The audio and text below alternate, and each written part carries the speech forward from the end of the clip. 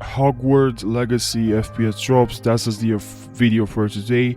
I know you bought this game and now you want to play the game, but your FPS are not stable and it's very annoying. I can understand you completely. I'll show you now from my own experience what I do when I want to play a game without any FPS drops. Now I can't guarantee this will work. This is what I do. This is just my experience, just as a disclaimer, so you know.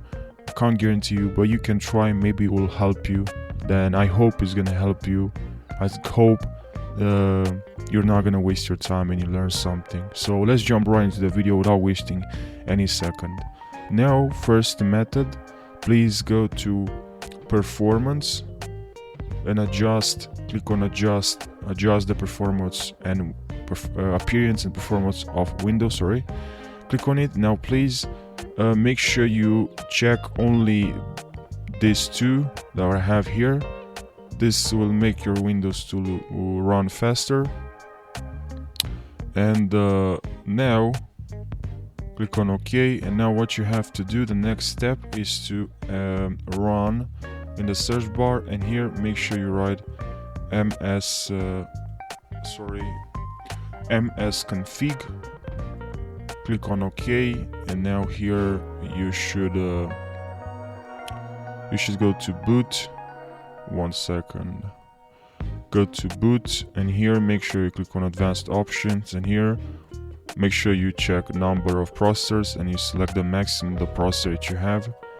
This is gonna give you some FPS. Obviously do not accept exponential huge difference, but I think still it matters if I can help you gain some FPS like 5-10. And also obviously we have to fix FPS drop, so this will help you with that, so make sure you're doing this. And also the next step, please go to graphics settings in here, and here you should see the game. And now click on the game. If you can't see the game, just click on browse and you can add a game from here.